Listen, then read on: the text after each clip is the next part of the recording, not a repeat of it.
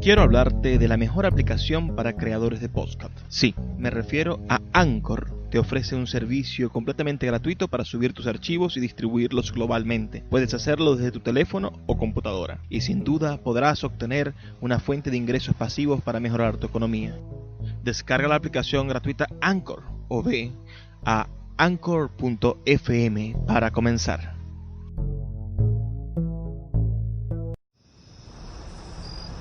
Cuando se calma el bullicio de la ciudad y se van apagando las luces de la casa, se enciende la luz del entendimiento.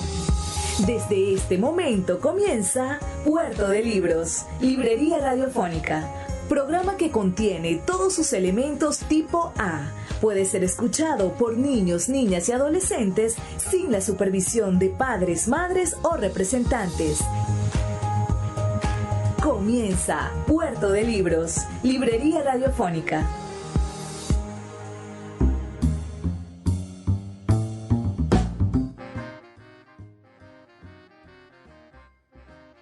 Bienvenidos a Puerto de Libros, Librería Radiofónica. Les habla Luis Peroso Cervantes, quien de lunes a viernes de 9 a 10 de la noche trae para ustedes este programa a través de la Red Nacional de Emisoras Radio Fe y Alegría. 21 emisoras en todo el país, llevando para ustedes poesía, literatura, cultura, ese mensaje que han dejado los humanos antes que nosotros, depositados en libros y que nosotros debemos de llevar a la siguiente generación como testigo después de leerlos, disfrutarlos y revivirlos en nuestra mente. Hoy estaremos transmitiendo nuestro programa número 128, en el cual leeremos en nuestra sección Páginas Zulianas un poema del gran poeta zuliano, residenciado en Caracas hace mucho tiempo, Néstor Leal.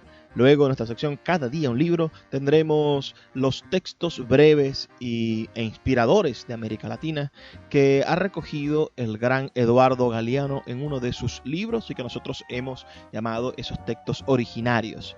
Y finalmente, en nuestra sección La voz del autor, dividido en dos segmentos, escucharemos la entrevista que le realizamos al narrador nacido en Valera, pero residenciado desde hace ya más de 20 años en España, Juan Carlos Chirinos, una de las voces contemporáneas de nuestra novelística más importante. Tendremos una noche entonces vivaz, llena de buena literatura y muy variada. Puedes escribirnos al 0424-672-3597 para reportar tu sintonía, un mensaje de texto o un WhatsApp al 0424-672-3597 o a nuestras redes sociales @Librería Radio en Twitter y en Instagram. Vamos a escuchar ahora los mensajes que tienen nuestros anunciantes y de una vez comenzamos con nuestra edición número 128 de Puerto de Libros, Librería Radiofónica. Sultana del Lago Editores es una empresa zuliana de servicios editoriales. Nuestro catálogo tiene más de 100 títulos de autores nacionales e internacionales. Además, somos la única editorial que presta servicios de impresión bajo demanda en Maracaibo. No necesitas invertir en grandes tirajes. Tus lectores pedirán tu libro, nosotros lo imprimiremos y tú obtendrás regalías. Por ello, también editamos internacionalmente en Amazon y Google Play Books. Conoce más en nuestra nueva página web www.sultanadelago.com o siguiéndonos en Instagram como @sultanadelago.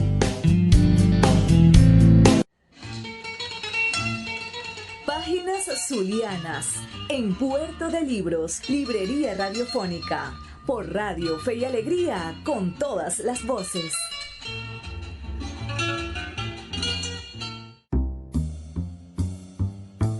Hoy en nuestra sección Páginas Zulianas estaremos leyendo un poema de un escritor zuliano que desde hace mucho parece que renunció a la poesía y se dedicó a las otras artes de la literatura, pero que gracias a la revista El Salmón, dedicada al grupo Apocalipsis, pudimos rescatar, reevaluar y disfrutar. Este poema se llama Sobre la casa y es del gran escritor zuliano Néstor Leal. Néstor Leal, cuyo nombre verdadero es Ernesto Leal Moreno. Nació en Maracaibo el 14 de abril del año 1936. Es poeta, ensayista, crítico, antologista y traductor. También ha ejercido como periodista, editor y gerente cultural. Realizó estudios superiores en la Universidad de la Sorbona y la Escuela del Louvre, en París, Francia, donde estuvo residenciado entre los años 1958 y 1964. Fue miembro fundador del grupo literario Apocalipsis en el año 1955, al lado de Zenón Rivera, César David Rincón, Atilio Storey Richardson, Millo Bestrini y otras jóvenes figuras de la poesía, quienes irrumpieron en la literatura zuliana al imponer el surrealismo. Obtuvo mención del concurso de poesía estatal del año 1956 con De la lluvia, primer premio en el mismo concurso en el año 1957 con De la muchacha y el amor, y el Premio Nacional de Poesía Universitaria en 1957 también. Fue traductor al español de las obras literarias francesas, inglesas e italianas de diferentes autores. Se desempeñó como director de la Casa de la Cultura y del Instituto Zuliano de la Cultura Andrés Eloy Blanco, director de las páginas de artes y letras del diario Panorama y redactor de la columna Los libros que usted va a leer de la revista dominical Séptimo Día del diario El Nacional. Realizó una gran labor en la revista Respuestas con sus crónicas, donde rescató por medio de la crítica literaria valiosas figuras del acontecer literario regional, además de hacer crítica de arte y otros aspectos culturales. Fue creador del Fondo Editorial Autores y Temas Zulianos de la Secretaría de Cultura del Estado Zulia y de Corpo Zulia, así como editor de sus primeros libros, coordinador del taller literario del Centro de Bellas Artes de Maracaibo y director general de Monte Ávila Editores entre el año 1984 y el año 1989. Se ha dedicado al estudio de la poesía venezolana y hispanoamericana, a recabar costumbres, tradiciones, anécdotas y personajes populares de Maracaibo, realizar ediciones de obras del pasado e investigar el fenómeno del bolero. Sus libros, ¿qué libros podemos nosotros recomendar de este maestro literario de nuestro país? Bueno, Boleros, la canción romántica del Caribe, que recoge la historia del bolero entre 1930 y 1960, publicado por Grijalbo en el año 1992, y la antología Cuerpos desnudos, lechos ardientes, poesía erótica venezolana, también editada por Grijalbo en 1996. Estos son libros de abundante tiraje que ustedes podrán conseguir y disfrutar en cualquier librería de usados. Si usted se acerca en su ciudad, en su espacio, a buscar un libro usado, lo más seguro es que va a conseguir esa antología Cuerpos desnudos, lechos ardientes. Es una portada azul y tiene una colección de fotografías antiguas de la antigua erótica fotográfica. Espero que sea de su agrado este poema que vamos a leer sobre la casa de el poeta Néstor Leal, a quien le enviamos un afectuoso saludo de respeto por ser nuestro poeta mayor. Además es el último sobreviviente del grupo Apocalipsis, ese grupo que marcó e inició la vanguardia literaria en nuestro país, antes que Sardio y antes que El Techo de la Ballena. En Maracaibo, en el año 1955, se estaba gestando la vanguardia literaria de nuestro país en la ciudad de Maracaibo, en esta ciudad del sol, en esos 40 grados a la sombra.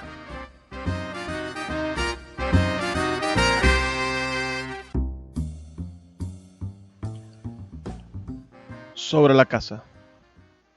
Primero, la casa hipa como un antepasado ilustre, más íntimo que la costumbre de silbar durante la tarde. Los niños han derretido la fiebre de las trinitarias, ansiosos de retornar al sitio donde brillan las promesas. Lo que saben de memoria las trenzas y los patios no justifica la pureza de las pieles de limón, sino el terror de un héroe cuyos gritos no son las alas de grandes pájaros chinos. La madre nunca termina de borrar su tristeza. Aire que mueve la fragancia de los antiguos festivales, derrama todavía los ojos de familiares desaparecidos. Ceremonias, los muertos descomponen el alma. Todos los resplandores de la casa pertenecen al mismo espejo de bolsillo que convocaron unos tambores tristes. Pertenecen a la misma tela celeste de las hermanas cuando una oruga de fuego determina la suerte de las brujas. La casa es como un grabado levemente nubloso. Segundo. Nosotros descubrimos las arboledas y damos paso a los signos frente a un torso cualquiera que nos rescata de la penumbra. Hemos vuelto en bulla la mansedumbre de un arco iris que conducía nuestros presagios hacia los embrujados aposentos donde hay tapices que tienen las últimas formas del espanto. He aquí que giramos alrededor de un vaso de plata y aprendemos a orientarnos lentamente como las imágenes que abandonan el oratorio después de recitar alguna desgracia. No sabemos hablar de los eclipses como aquellos primos amantes que levantaban la tapa de un cofre cubierto por la fábula para sacar en vano las palabras de un dios. No estamos bajo el tejado para esquivar crepúsculos en nombre de los grillos que desafían el porvenir. Como un cirio que flota en la lejanía, la casa nos aproxima a la ternura del mundo.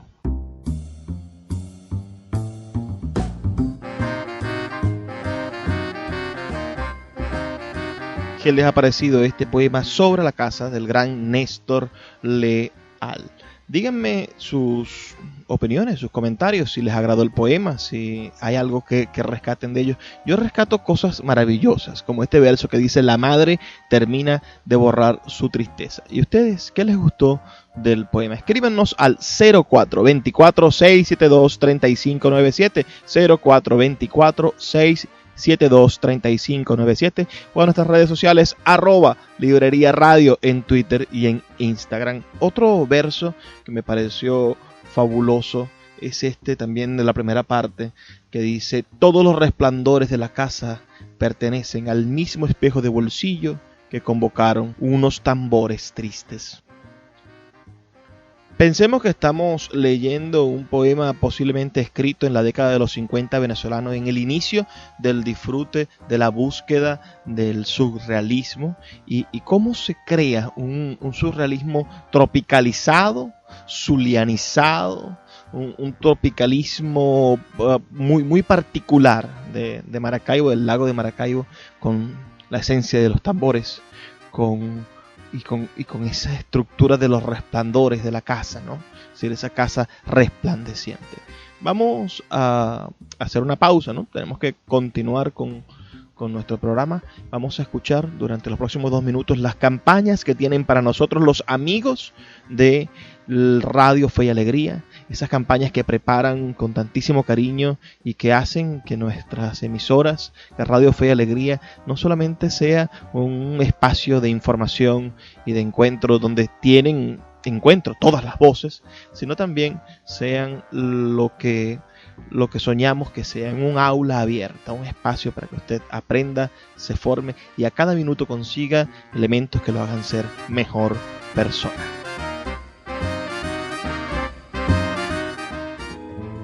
El poeta Luis Peroso Cervantes le acompaña en Puerto de Libros, Librería Radiofónica, por Radio Fe y Alegría, con todas las voces.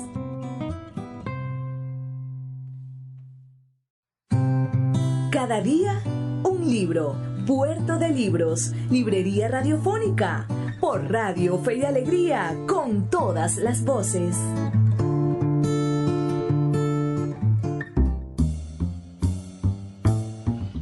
En nuestra sección de hoy de Cada día un libro estaremos leyendo algunos textos del escritor uruguayo Eduardo Galeano, periodista y escritor uruguayo, nacido en Montevideo el 3 de septiembre del año 1940. Se cumplen este año sus 80 años de haber nacido. Falleció también en Montevideo el 13 de abril del año 2015. Es considerado uno de los escritores más influyentes de la izquierda latinoamericana. Estaremos leyendo una selección de sus microrelatos tomados del libro La memoria del fuego, volumen 1, los nacimientos. Esta selección la hemos llamado Los Orígenes y tienen unas hermosas reminiscencias a los mitos indígenas. Eduardo Galeano, como les digo, nació en Montevideo, Uruguay, en el seno de una familia católica y de clase alta. Bueno, y salió siendo uno de los hombres de la izquierda más influyentes.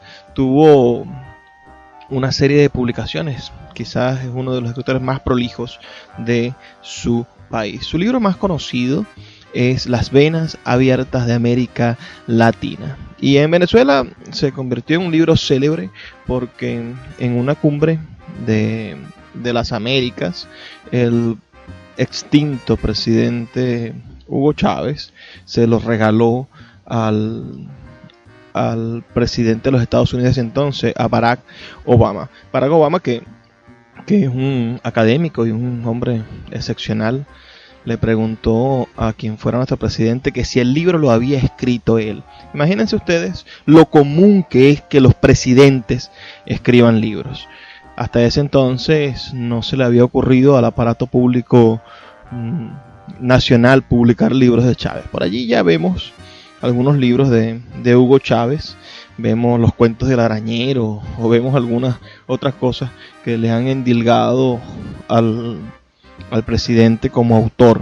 Espero que la historia ponga todo en su justo lugar y que esos libros, bueno, salgan las cosas precisas que fueron escritas por Hugo Chávez y cuáles otras se les han ido colocando encima. Pero este libro, aparte de esa anécdota, este autor, este gran autor, Eduardo Galeano, es una especie de referencia en la construcción de un pensamiento nuestro americano, de un pensamiento de reivindicación social de la historia de América, de la lucha de clases, de la lucha contra los desposeídos, ¿no? Contra la injusticia, más bien, a favor de los desposeídos y en contra de la injusticia social. Espero que estos textos que vamos a estar leyendo sean de su completo agrado. Recuerden que pueden escribirnos al 0424-672-3597, bien sea un mensaje de texto o por WhatsApp,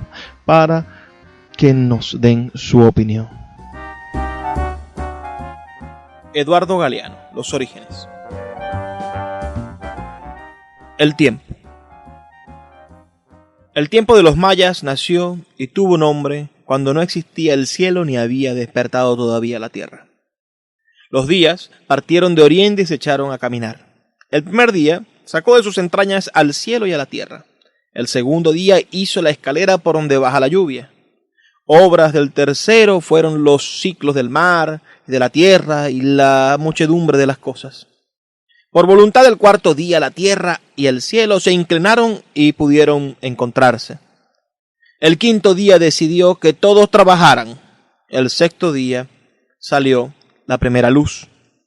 En los lugares donde no había nada, el séptimo día puso tierra. El octavo clavó en la tierra sus manos y sus pies. El noveno creó los mundos inferiores. El décimo día destinó los mundos inferiores a quienes tienen veneno en el alma. Dentro del sol, el undécimo día modeló la piedra y el árbol. Fue el duodécimo quien hizo el viento, sopló viento y lo llamó espíritu porque no había muerte dentro de él. El 13º día mojó la tierra y con barro amasó un cuerpo como el nuestro. Así se recuerda en Yucatán.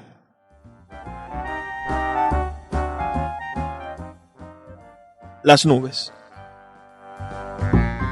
Nube dejó caer una gota de lluvia sobre el cuerpo de una mujer.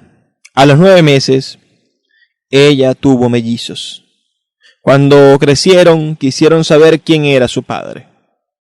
Mañana por la mañana, dijo ella, miren hacia el oriente, allá lo verán, erguido en el cielo como una torre. A través de la tierra y del cielo los mellizos caminaron en busca de su padre. Nube desconfió y exigió, demuestren que son mis hijos.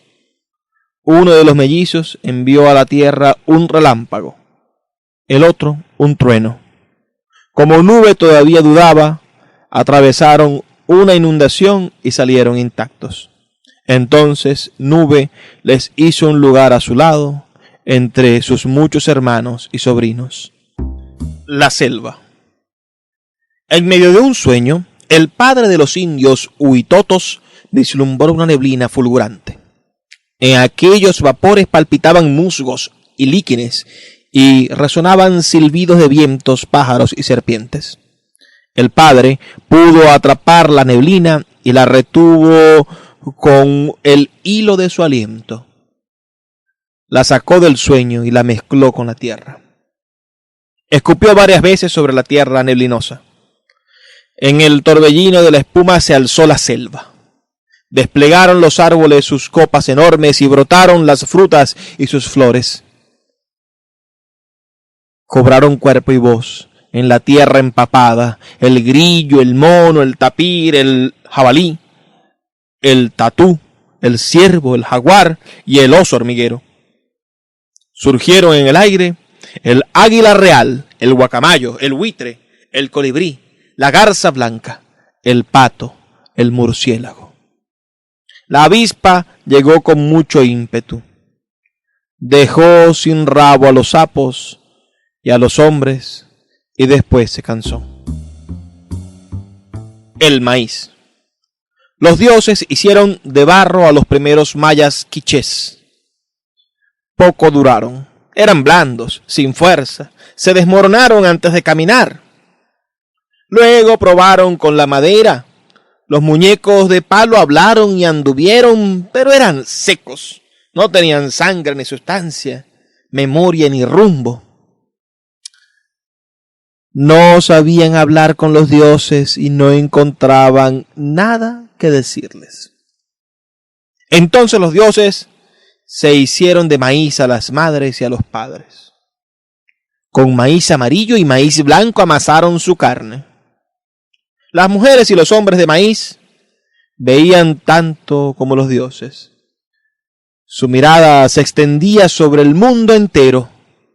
Los dioses echaron un vaho y les dejaron los ojos nublados para siempre, porque no querían que las personas vieran más allá del horizonte. La conciencia. Cuando bajaban las aguas del Orinoco, las piraguas traían a los caribes con sus hachas de guerra. Nadie podía con los hijos del jaguar. Arrasaban las aldeas y hacían flautas con los huesos de sus víctimas. A nadie temían. Solamente les daba pánico un fantasma que había brotado de sus propios corazones.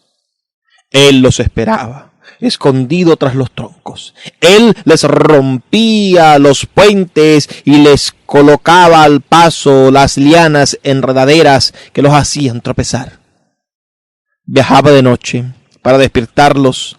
Pisaba al revés, estaba en el cerro que desprendía la roca, en el fango que se hundía bajo los pies, en la hoja de la planta venenosa y en el roce de la araña. Él los derribaba soplando, les metía la fiebre por la oreja y les robaba la sombra. No era el dolor, pero dolía. No era la muerte, pero mataba. Se llamaba Canaima. Y había nacido entre los vencedores para vengar a los vencidos. El lenguaje.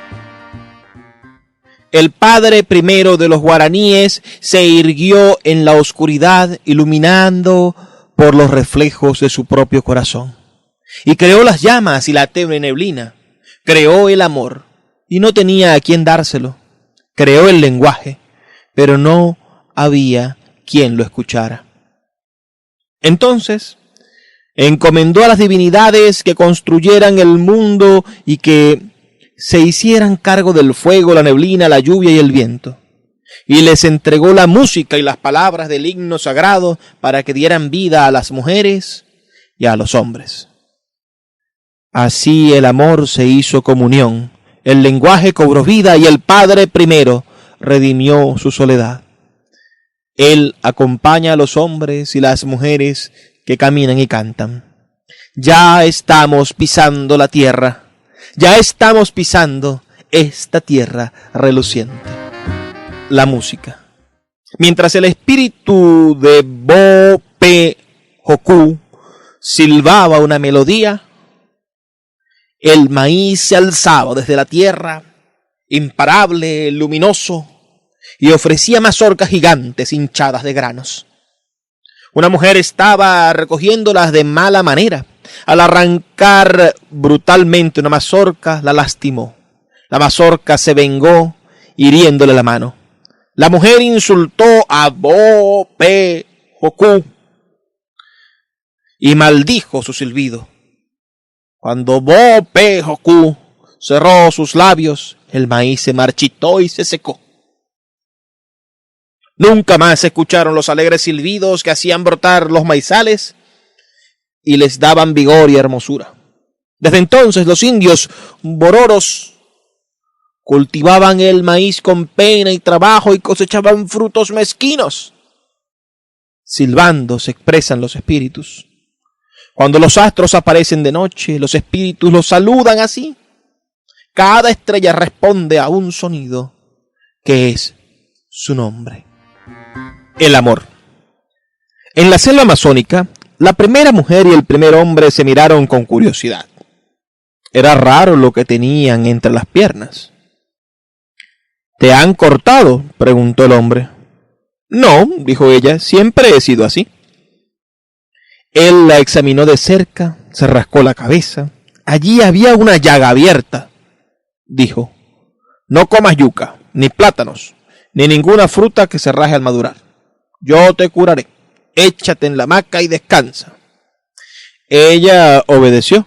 Con paciencia tragó los menjunjes de hierbas y se dejó aplicar las pomadas y los ungüentos. Tenía que apretar los dientes para no reírse cuando él decía, no te preocupes. El juego le gustaba, aunque ya empezaba a cansarse de vivir en ayunas y tendida en una hamaca. La memoria de las frutas le hacían agua en la boca. Una tarde, el hombre llegó corriendo a través de la floresta, daba saltos de euforia y gritaba, ¡lo encontré! ¡Lo encontré! Acababa de ver al mono mirando a la mona en la copa de un árbol. Así es, dijo el hombre, aproximándose a la mujer. Cuando terminó el largo abrazo, un aroma espeso de flores y frutas invadió el aire. De los cuerpos que yacían juntos se desprendían vapores y fulgores jamás vistos. Y era tanta su hermosura que se morían de vergüenza los soles y los dioses. El poeta Luis Peroso Cervantes le acompaña en Puerto de Libros, Librería Radiofónica, por Radio Fe y Alegría, con todas las voces. La voz del autor en Puerto de Libros por Radio Fe y Alegría con todas las voces.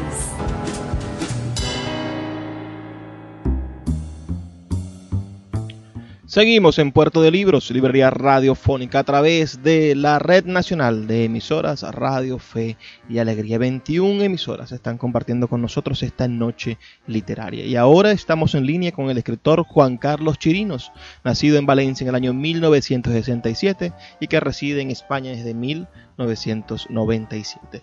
Es sin duda uno de nuestros narradores más prolijos, ya que su bibliografía asciende a los 12 títulos publicados.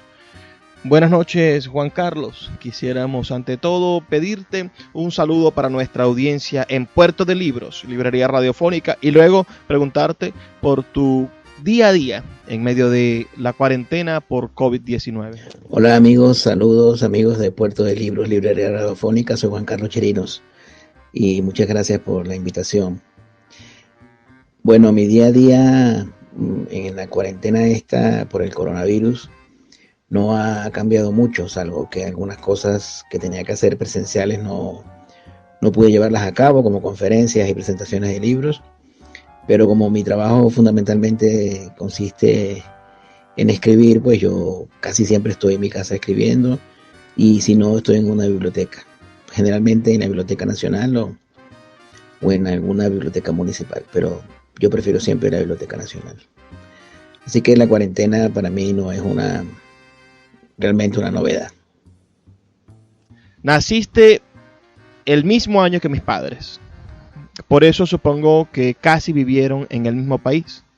Muy a pesar de que naciste y te criaste en Valera y ellos en Maracaibo. Tu juventud cabalgó entre los 80 y los 90, quizá el inicio de la crisis nacional. Viviste el Viernes Negro siendo adolescente y estuviste en Caracas estudiando letras en la crisis política e institucional de los 90. Háblame de ese país. ¿Crees que hay un germen en la crisis actual en esa época? ¿Dónde comenzaron los derroteros de la venezolanidad? Y quizá eres uno de los primeros escritores de la diáspora, ya que saliste a cursar estudios en 1997 y no volviste. ¿Qué circunstancias te mantuvieron en España? Bueno, yo viví en Valera hasta los 17 años. Cuando me gradué de bachiller me fui a vivir a Caracas, donde comencé estudiando artes en la Universidad Central y luego de un proceso de reflexión me pasé a la Escuela de Letras de la Universidad Católica. Eso fue durante casi toda la década de los 80 y principios de los 90. Era un país muy distinto, un país que fue evolucionando.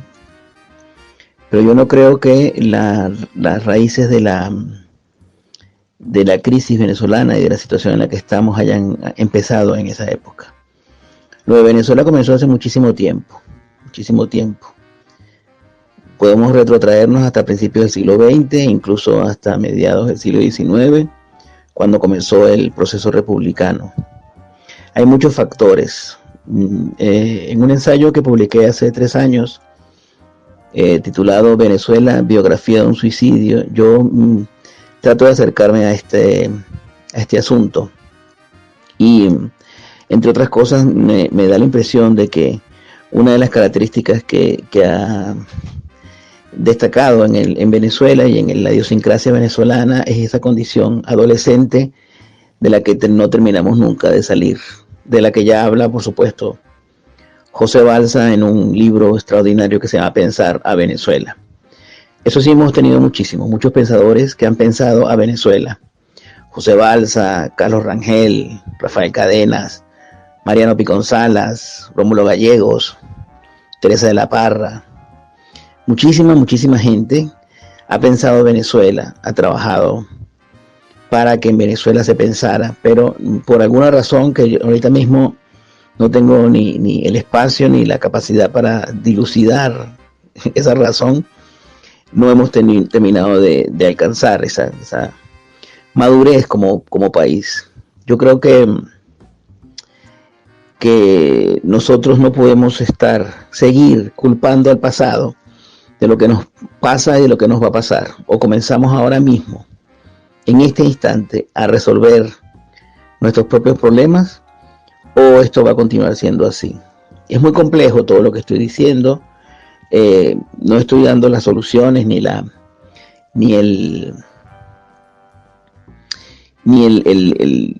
fórmula mágica para resolver los problemas de Venezuela, pero sí sé que hay algo que deberíamos comenzar todos y cada uno de los venezolanos a hacer. Empezar a pensar en serio, empezar a tomar conciencia de nuestras palabras, que es la conciencia del lenguaje, porque ahí comienza una de los procesos para transformarnos a nosotros mismos. Yo creo que eso es importante. Y en cuanto a si soy uno de los primeros escritores de la diáspora, a mí esa palabra diáspora no me gusta, no sé, está demasiado utilizada. Yo no sé si fue de los primeros, quizás sí, pero ya se había ido gente a estudiar fuera. Lo cierto es que yo salí de Venezuela cuando todavía no había comenzado el proceso chavista.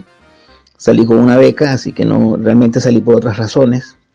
Y me he ido quedando en España. Siempre digo que lo que comenzó como un viaje de estudios continuó siendo un viaje de emigración y espero que no termine convirtiéndose en un viaje de exilio. Yo por suerte he podido regresar a Venezuela muchas veces y he estado en contacto con mi familia y con mis amigos, pero no porque no, realmente supongo que los jerarcas del gobierno no me consideran a mí una persona peligrosa para sus intereses, con lo cual he podido entrar y salir relativamente sin ningún problema. Pero espero volver, claro. Quizá te depara un viaje largo como el que describe Cavafy en su poema Ítaca y vuelvas rico y lleno de sabiduría. Me gusta esa idea de que la transformación comienza por el lenguaje. Aunque ciertamente preferimos en estos momentos que hubiesen más acciones efectivas y menos discursos. Hay un escritor venezolano, José Rafael Pocaterra, que en un tiempo oprobioso como el que vivimos escribió ese manual contra el autoritarismo que es Memorias de un venezolano en la decadencia. ¿Habrá en la actualidad un escritor venezolano que sea su equivalente? Sin duda la realidad se refleja en el arte, pero ¿podrá esta realidad por fin dar el impulso para que nuestros autores sean leídos universalmente? ¿O los resultados editoriales que estamos viviendo son solo parte de un boom informativo sobre el país y pasará con la novedad? No estoy seguro de que haya un escritor como Pocaterra hoy en día. Puede ser que las memorias de un venezolano en la decadencia se haya multiplicado y haya producido muchísimos libros así, porque ciertamente si revisas lo que hay publicado desde el año 2000 por lo menos hasta hoy en libros sobre Venezuela, sobre la realidad venezolana, es enorme, pero no es un fenómeno del siglo XXI o producto de este régimen chavista. Esto ha sido siempre así, o sea, hay libros sobre Venezuela prácticamente desde el momento en que Venezuela se fundó como país. Hay que pensar en los ensayos de Baralt, hay que pensar en los libros de Rómulo Gallegos, hay que pensar por supuesto, en los años 70, en ese libro que ya es clásico de Carlos Rangel, del buen salvaje al buen revolucionario. Hay que pensar en libros que se publicaron en los 80, como aquel de Juan Liscano, Las reflexiones para jóvenes capaces de leer, en torno al lenguaje de Cadenas, En sabor y saber de la lengua de María Fernanda Palacios. Hay libros de todo tipo. Hay un ensayo extraordinario de José Manuel Briceño Guerrero que se llama Europa y América en el pensar mantuano. Hay muchísimos libros. Yo insisto en eso que te dije anteriormente. El lenguaje es la piedra fundamental, la piedra más importante que empezar a construir para construir un país. Yo estoy consciente de que hay situaciones muchísimo más urgentes que transformar el lenguaje. Por supuesto, porque comer y estar saludable es mucho más importante, mucho más urgente. Porque lo importante es la reforma del lenguaje. Lo urgente, por supuesto, es comer, es tener una vida saludable, es tener un trabajo, es tener donde vivir. Pero sin ese esqueleto de la cultura, como lo llama Cadenas, que es el lenguaje, eso no se sostiene en el tiempo. Y lo que nosotros debemos procurar es que el bienestar, que debe ser para la mayoría de la gente, tiene que sostenerse, tiene que ser sostenible en el tiempo. Si no es circunstancial del dinero que haya o que no haya, el dinero que produzca o no produzca la riqueza venezolana. Nosotros hemos sido un país petrolero que ha producido muchísima riqueza, muchísimo dinero, y se ha dilapidado, entre otras cosas porque no hay otra opción. El dinero se acaba, el dinero se usa y se acaba. Lo otro, el conocimiento, la conciencia del lenguaje, eso no se acaba, eso crece con el tiempo, eso se transmite. Entonces, por eso digo que si queremos empezar a modificar nuestra situación, tenemos que ponerle atención al lenguaje que utilizamos, a las palabras que utilizamos día a día. Aunque no se den cuenta, aunque no parezca que no es así, eso modifica el resto de todas las cosas. En cuanto a lo que preguntas es si los autores venezolanos serán o no serán leídos universalmente. Eso no es un problema que se pueda resolver con editoriales, con procesos de promoción. Eso va por otro lado, la literatura va por otro lado. Y si se va a leer un autor, se va a leer porque el autor es bueno, no porque tenga un gran mecanismo de promoción. Que hay un boom, sí ha habido un boom en estos últimos 20 años de autores extraordinarios que han tenido posibilidad de publicar fuera de la frontera, entre otras cosas porque han vivido o han tenido que salir del país para vivir fuera. Y claro, hay que publicar y al final el que escribe siempre termina publicando. ¿Quién va a quedar? Pues eso no se sabe porque eso es una decisión del destino, de los lectores, del propio libro. Así que lo que le pase al país, lo que le pase a Venezuela, repercutirá en la obra literaria que se crea, que se cree alrededor de eso, pero el futuro de esos libros no tiene nada que ver con la historia del país, tiene que ver con el propio libro. Cada autor está consciente de eso, creo yo. Y si no está consciente, tiene un problema grave porque no puede ir al rebufo de la historia de su país. Porque el libro, si no se defiende solo, no lo defiende nadie. En todo caso, en Venezuela siempre ha habido escritores extraordinarios desde prácticamente el inicio de su historia. Desde Juan Antonio Navarrete, desde Francisco de Miranda, Andrés Bello, hasta las últimas generaciones siempre ha habido grandes escritores y siempre ha habido grandes mediocres. Eso siempre ocurre así, pues no es porque Venezuela sea así, es que en todos los países pasa eso. Hay buenos escritores y hay escritores mediocres. Eso es así y siempre debe ser así, porque no hay otra salida. Y que, como dice un amigo mío, donde no hay mata, no hay patata. El poeta Luis Peroso Cervantes le acompaña en Puerto de Libros, Librería Radiofónica, por Radio Fe y Alegría, con todas las voces. Escuchas Puerto de Libros con el poeta Luis Peroso Cervantes. Síguenos en Twitter e Instagram como @Librería Radio. Siempre me ha preocupado el día después, la manera en que vamos a intentar recuperar la estabilidad y el progreso nacional. Ahora veo claramente dos grandes asuntos: la brecha entre la necesidad de negociar y la necesidad de obtener justicia. Y luego, la diferencia creciente entre los venezolanos que padecemos la crisis aquí, dentro del país, y los que la sufren en el exterior. En ambos casos, creo que debemos producir un gran movimiento de reconciliación. En tus investigaciones y desde tu experiencia personal, ¿cuál podría ser el fundamento de esa reconciliación? Yo creo que el fundamento de eso que tú llamas reconciliación tendría que ser la conciencia de que el bienestar del país, el progreso del país, pasa por hacer que todos tengan la posibilidad de progresar. Pasa por el bienestar general. Pasa por la ampliación de las posibilidades para todos. Las posibilidades de progreso, por supuesto. Yo creo que en varias ocasiones Venezuela ha estado muy cerca de lograr esa ampliación de las posibilidades del bienestar para todos.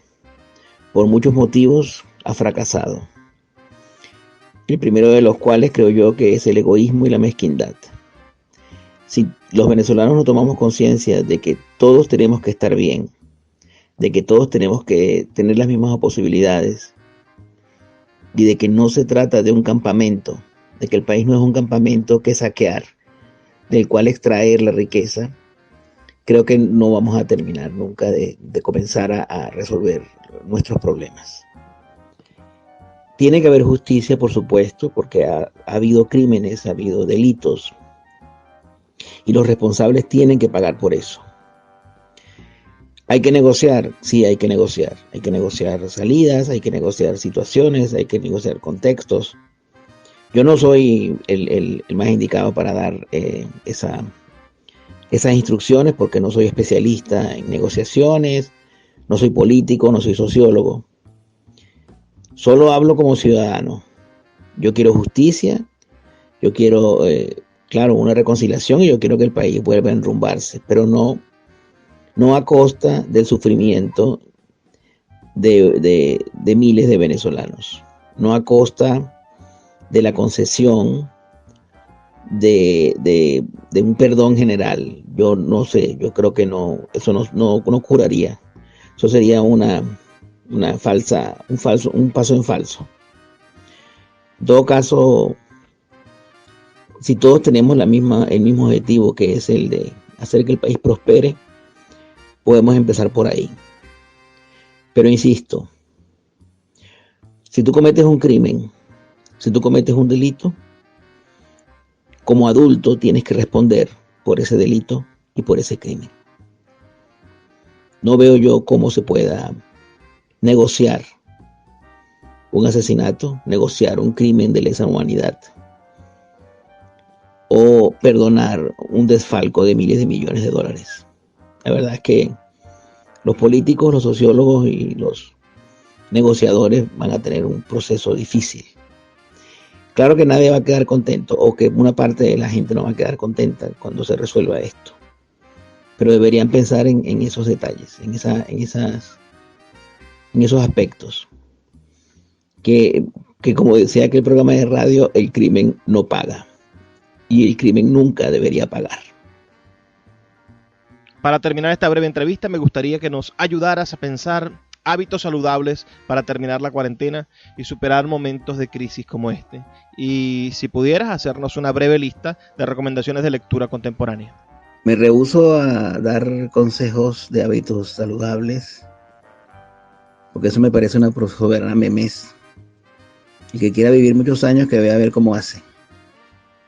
Pero sí puedo recomendarles algunos libros que me parece que pueden alargar sus vidas. Hay una novela de una escritora surcoreana que se llama Han Kang. La novela se llama La Vegetariana. Es una econovela divertidísima. Juan Carlos Méndez Guedes acaba de publicar La Diosa de Agua, que es un libro de relatos que giran en torno a la figura de María Leonza. Ernesto Pérez Zúñiga tiene una novela preciosa que se llama Escarcha, que estoy leyendo ahora porque es una novela que hay que leer con mucha consustanciación.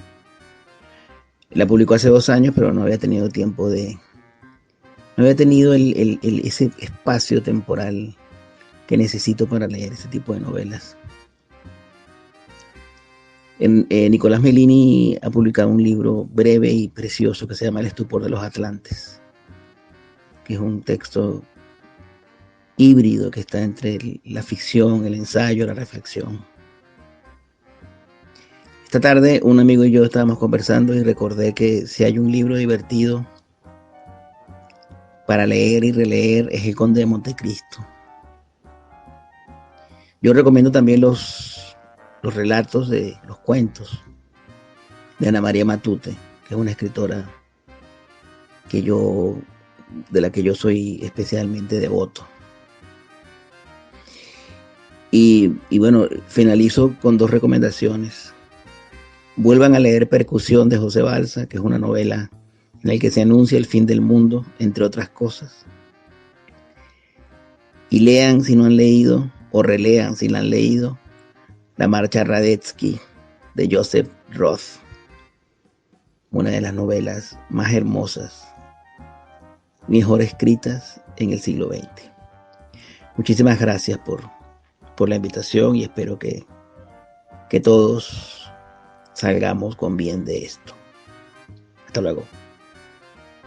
Gracias, amigo Juan Carlos Chirinos, por habernos dado esta maravillosa entrevista. Y a ustedes, amigos que nos escuchan, por favor, háganos saber sus opiniones a través de nuestra mensajería de texto o a través del WhatsApp. Por favor, escríbenos al 0424-672-3597,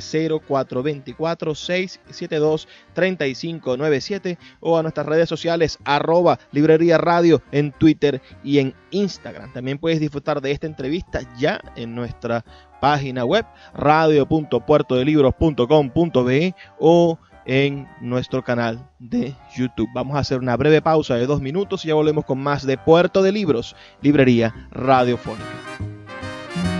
Puerto de Libros, Librería Radiofónica, tu canal diario para encontrar nuevos libros. Con el poeta Luis Peroso Cervantes. Síguenos en @Librería Radio.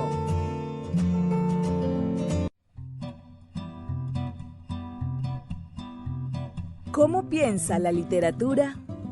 Piensa mejor. Lee un libro. Puerto de Libros, Librería Radiofónica por Radio Fe y Alegría, con todas las voces.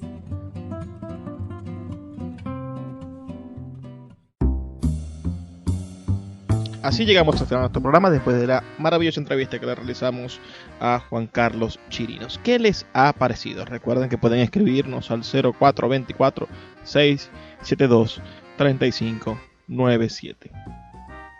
Esta noche hemos vivido algunas experiencias geniales de la literatura.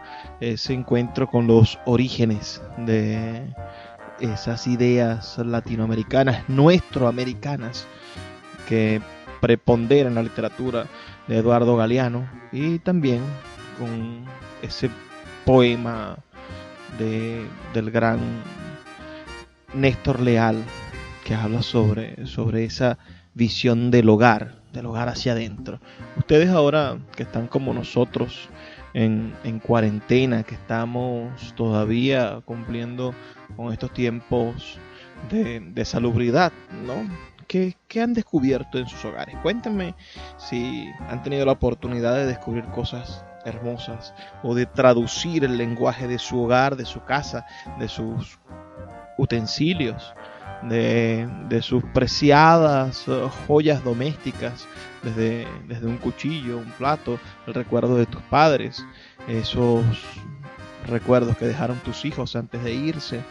¿Qué atesoran y qué han vuelto a descubrir? Porque la literatura nos sirve para eso, para redescubrir las cosas. La literatura es un prisma, es un caleidoscopio a través del cual nosotros podemos volver a ver el mundo.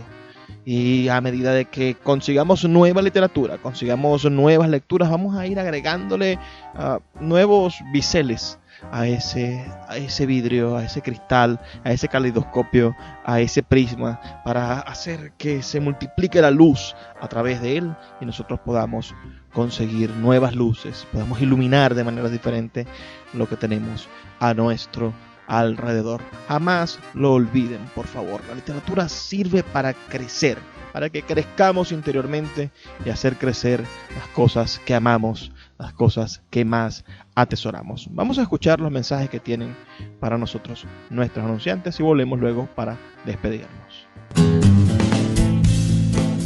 Sultana del Lago Editores es una empresa zuliana de servicios editoriales. Nuestro catálogo tiene más de 100 títulos de autores nacionales e internacionales. Además, somos la única editorial que presta servicios de impresión bajo demanda en Maracaibo.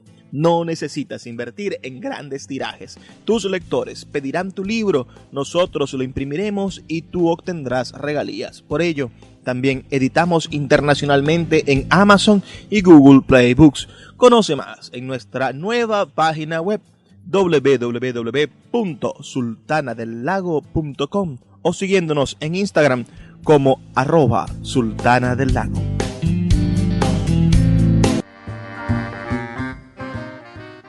Esto ha sido todo por la noche de hoy. Recuerda que puedes seguirnos en nuestras redes sociales @Librería Radio en Twitter y en Instagram, que tenemos bastantes secciones subidas en YouTube. Puedes buscar Librería Radio en el buscador de YouTube y vas a conseguir nuestra lista de reproducción. También puedes visitarnos en nuestra página web radio.puertodelibros.com.be, además de escucharnos todos los días de lunes a viernes de 9 a 10 de la noche a través de tu emisora Radio Fe y Alegría, con todas las voces.